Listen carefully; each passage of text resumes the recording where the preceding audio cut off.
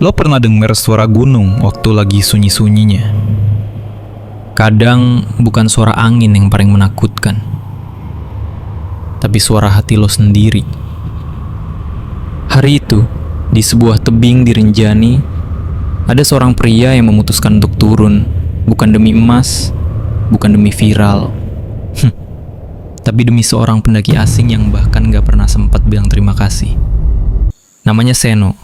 Umurnya 33 tahun, badannya nggak besar, jalannya pelan, tapi tiap batu dan akar di Rinjani udah dia hafal sejak kecil. Dia bukan siapa-siapa, cuma penjaga jalur yang dibayar seadanya buat bersihin sampah dan nganter tamu dari bawah sampai puncak. Tapi dia punya satu hal yang nggak semua orang bawa ke gunung, yaitu hati. 2 hari sebelumnya, ada tim kecil yang muncak. Salah satunya Luiza, pendaki perempuan dari Brasil. Wajahnya ceria, tapi langkahnya terlihat kelelahan. Seno gak ikut muncak waktu itu. Dia bantu bawa logistik ke pos 3. Tapi dia lihat betul, Luiza agak goyah waktu mendaki.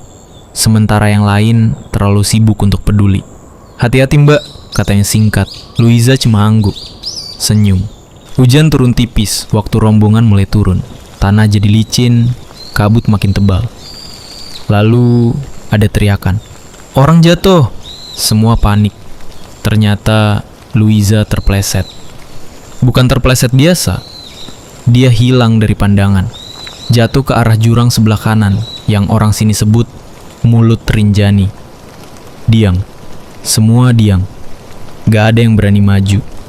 Tim evakuasi datang keesokan paginya. Tapi medan terlalu curam. Jalur turun itu bukan jalan. Itu tembok.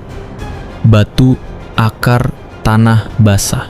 Kalau dipaksa, bisa 2 yang mati, kata salah satu rescuer. Seno dengar semua itu. Dia nggak ngomong banyak, cuma bilang kalau memang dia masih di sana, biar saya yang turun. Semua kaget, tapi nggak ada yang cegah. Mereka tahu siapa Seno, dan mereka tahu kalau bukan dia, nggak ada yang bisa.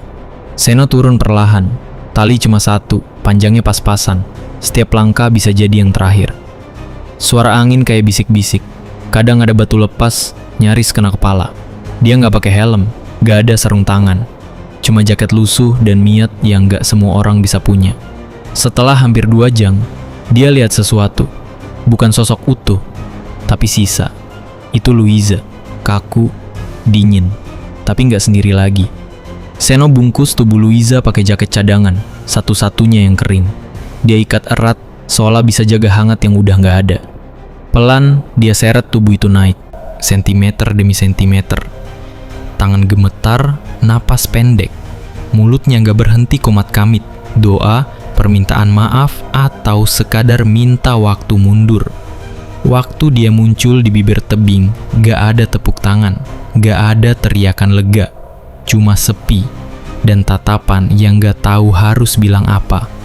Beberapa orang nangis, sisanya nunduk. Gak satu pun berani nanya. Seno gak bilang apa-apa. Begitu jenazah Luiza diserahin, dia duduk, nyalain rokok, dan lihat ke jurang tempat dia barusan datang. Besoknya kabar menyebar, wartawan datang, netizen nyorakin dia pahlawan. Tapi Seno gak muncul. Dia balik kerja, bersihin jalur, angkut sampah. Saya gak pahlawan. Saya cuma orang yang gak tahan lihat mayat dibiarkan sendiri di gunung.